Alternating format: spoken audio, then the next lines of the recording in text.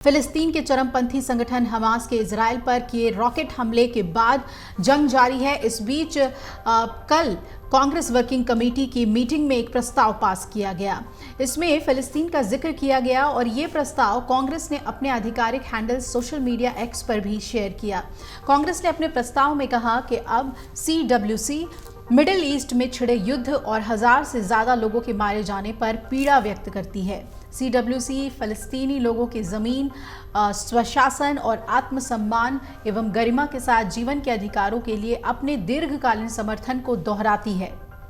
कांग्रेस ने आगे ये भी कहा कि CWC तुरंत युद्ध विराम और वर्तमान संघर्ष को जन्म देने वाले अपरिहार्य मुद्दों सहित सभी लंबित मुद्दों पर बातचीत शुरू करने का आह्वान करती है। दरअसल हमास ने शनिवार की सुबह इजराइल पर रॉकेट हमला कर दिया था। इस दौरान हमास के लोगों ने घुसपैठ भी की थी और हमले में सैकड़ों लोगों की जान गई थी।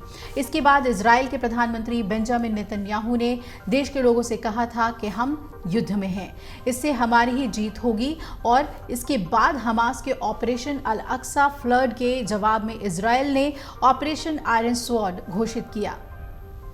इसके तहत अब ताबड़तोड़ एक्शन जारी है। फिलिस्तीन के चरमपंथी संगठन हमास के इजराइल पर किए रॉकेट हमले के बाद शुरू हुई जंग को लेकर कांग्रेस वर्किंग कमेटी ने कहा कि वो चाहती है कि सभी मुद्दे बातचीत के जरिए फिलिस्तीन और इजराइल के बीच सुलझे। जबकि शनिवार को हमास के इजराइल पर हमले के बाद ही PM ने इजराइल के साथ भारत के खड़े होने की बात कही थी।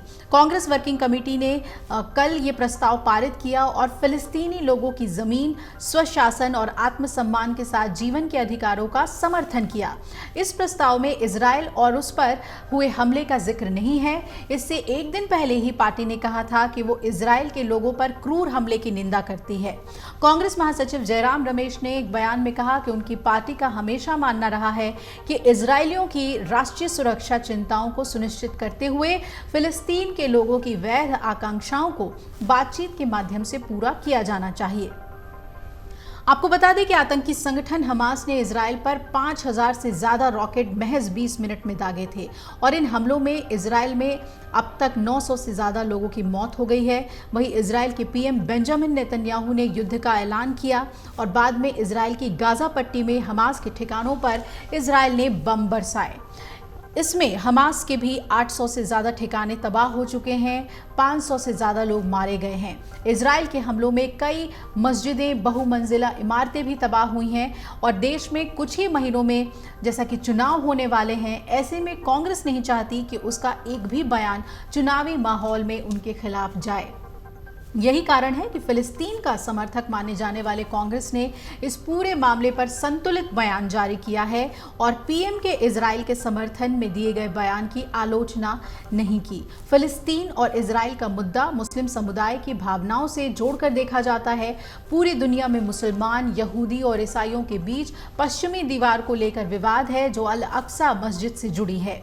इस विवाद से भारत के मुसलमानों की भावनाएं भी जुड़ी हुई हैं। कोई भी पार्टी इस मुद्दे पर फिलिस्तीन के खिलाफ जाकर मुसलमानों के गुस्से का शिकार नहीं होना चाहती है और जाहिर है कि कांग्रेस के CWC की मीटिंग में जो प्रस्ताव पारित किया गया उसमें ये बात जरूर झलक रही है। अमर उजाला अब आपके टीवी पर भी।